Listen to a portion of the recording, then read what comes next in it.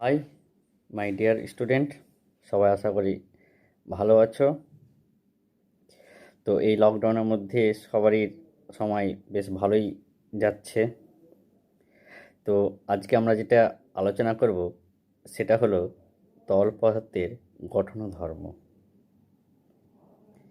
তো তরল পদার্থের গঠন ও ধর্ম পড়তে গেলে তরল সম্পর্কে আপনাকে জানতে হবে যে তরল কী জিনিস। তাহলে আমরা জানি যে পদার্থের অবস্থা অনুসারে পদার্থকে তিনটা ভাগে ভাগ করতে পারি: কঠিন পদার্থ, তরল পদার্থ এবং গ্যাসীয় পদার্থ। তো আমরা মেনলি এখানে আলোচনা করব তরল পদার্থর গঠন ও ধর্ম। তাহলে তরল পদার্থকে বলা হয় ফ্লুইড বা প্রবাহী বলা হয়। শুধু তরল পদার্থকে নয়, সঙ্গে কি গ্যাসকেও আমরা প্রবাহী বলতে পারি। তাহলে কেন এটাকে প্রবাহী বলা হয়? কারণ এরা কি হয়, এরা প্রবাহিত হতে পারে বলে এরাকে আমরা কি প্রবাহী বলি। কিন্তু আমরা এটাও জানি যে গ্যাসীয় পদার্থের কোনো আকার নাই, অর্থাৎ একে যেমন আমরা কঠিন পদার্থের একটা নির্দিষ্ট আকার আছে, কিন্তু তরল পদার্থের ক্ষেত্রে আমরা যদি দেখি তরল পদার্থের কিন্তু নির্দিষ্ট কোনো আকার নাই, কিন্তু এটাকে আমরা যে পাত্রে রাখা হবে সেই পাত্রেরই কিন্তু আকার ধারণ করে এই তরল পদার্থ।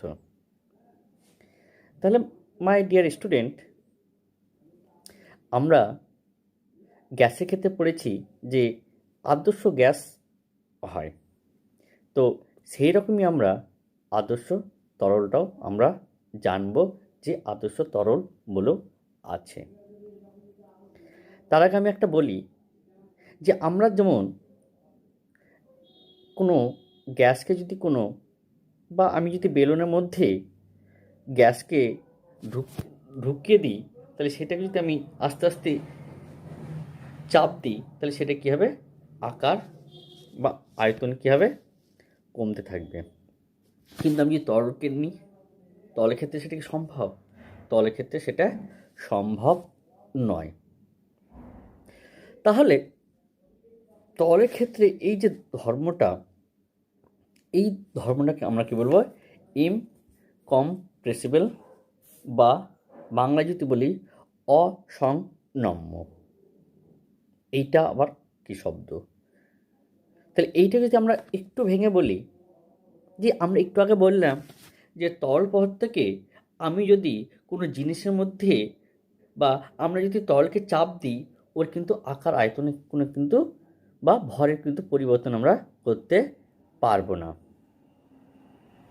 তাহলে এর ভর, আয়তন এবং ঘনত্ব কী হয়, স্থির হয়, অর্থাৎ পরিবর্তন করা যাবে না।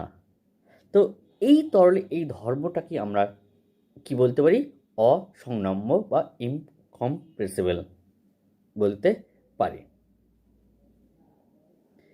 তাহলে মাই ডিয়ার স্টুডেন্ট, যে এই ধর্মটা থাকার জন্যই আমরা তরল পদার্থকে আমরা কি আদর্শ তরল পদার্থ বলতে পারি।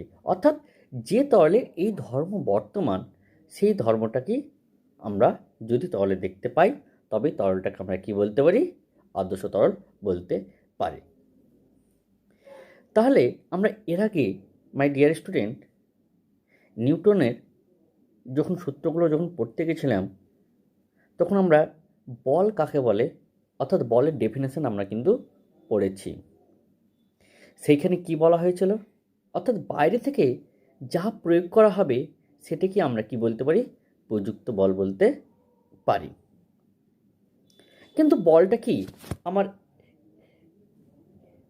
বিভিন্ন দিক থেকে প্রযুক্ত হতে পারে, কিন্তু আমরা যদি একটু দেখি, যদি বলটা যদি লম্বভাবে প্রযুক্ত হয়, বলটা যদি লম্বভাবে প্রযুক্ত হয়, তাহলে সেই ক্ষেত্রে আমরা একটা বিশেষ নাম দিয়েছি। অর্থাৎ বলটা যদি এইভাবে লম্বভাবে একদম প্রযুক্ত হয়, তাহলে সেই বলটাকে আমরা কি বলতে পারি? ঘাত বলি। অর্থাৎ বলেরই আরেকটা ঘর, আরেকটা ভাগ আমরা, বা এটা স্পেশাল আমরা নাম দিয়েছি, সেটাকে বলা হয় ঘাত, বা সেটাকে আমরা বল, অর্থাৎ বলটাকে আমরা ঘাত বলতে পারি যদি বলটা কি হয়? লম্বভাবে প্রযুক্ত হয়। তাহলে এই যে আমি যদি কোনো জায়গায় লম্বভাবে বল প্রয়োগ করি, তাহলে সেটা কি ঘাত বলবো? তাহলে আমরা দেখছি কি, এটা একটা নির্দিষ্ট দিকে ক্রিয়া করছে। তাহলে যদি নির্দিষ্ট দিকে ক্রিয়া করে, তাহলে নিশ্চয়ই এর অভিমুখ থাকবে, আর বল প্রয়োগ করা মানে তার মান থাকবে। তাহলে আমরা দেখছি এখানে মান এবং অভিমুখ দুটোই আছে, তাই আমরা ঘাতকে আমরা কি বলতে পারি? ভেক্টর রাশি বলতে পারি। তাহলে আমরা একটু আগে দেখলাম যে বলটারই একটা বিশেষ নাম, সেটা কি হলো? ঘাত বা থাস্ট। তাহলে স্বভাবতই বলের যে একক ছিল, তাহলে ঘাতেরও কি হবে? একক সেম টু সেম তাই হবে। তাহলে বলের এসআই এবং সিজিএস এককগুলো কী ছিল? এসআই একক কী ছিল? নিউটন, এবং সিজিএস একক কী ছিল? ডাইন। স্বভাবতই আমরা ঘাতেরও এসআই এবং সিজিএস একক বলতে পারি নিউটন এবং ডাইন। অর্থাৎ বলের যা একক, ঘাতের একক কী হবে? তাই হবে। তাহলে আমরা এখানে কি পড়ছি? তরল পদার্থ পড়ছি। তাহলে তরলের ক্ষেত্রে আমরা এই ঘাত শব্দটা কিন্তু আমরা পড়তে গিয়ে পাবো। অর্থাৎ একটা পাত্রে যখন তরল থাকবে, বা কোনো পাত্রে যদি তরল থাকে, তাহলে ওই তরল কি করে? পাত্রের গায়ে লম্বভাবে কি হবে? সবসময় বল প্রযুক্ত হবে। অথবা আমরা যদি তরলের মধ্যে কোনো বস্তুকে, অর্থাৎ স্থির তরলের মধ্যে যদি কোনো বস্তুকে আমরা ডুবিয়ে দিই, তাহলে ওই বস্তুর ওপরও কী হবে? বলটা কী হবে? অর্থাৎ ওই বস্তুর ওপরও তল কী করবে? লম্বভাবে বল প্রযুক্ত হবে। তাই আমরা তলের ক্ষেত্রে এই ঘাত শব্দটা আমরা কি দেখতে পাবো, যেটা আমরা আগে বল পড়তে গিয়ে, বা কোনো বস্তু বা নিউটনের চ্যাপ্টার পড়তে গিয়ে সেই ক্ষেত্রে কিন্তু এই শব্দটা কিন্তু পাইনি। তাই তলের ক্ষেত্রে যেহেতু বলগুলো কী হবে? লম্বভাবে প্রযুক্ত হয়, তাহলে এই ক্ষেত্রে আমরা এই ঘাত শব্দটা পাব। তাহলে এবার আমরা একটা বিষয় সহজে উঠে আসবে, তাহলে চাপটা কি জিনিস? তাহলে ঘাত থেকে আমরা কি আসবো? চাপ। তাহলে যখন কোনো বস্তু, অর্থাৎ লম্বভাবে কোনো একটা জায়গার উপর তো বল প্রয়োগ করবে, তাহলে ওই জায়গাটা তো একটা ক্ষেত্রফল। অর্থাৎ কোনো জায়গার উপর যদি লম্বভাবে বল প্রযুক্ত করে, তাহলে সেটাকে আমরা কি বলেছিলাম?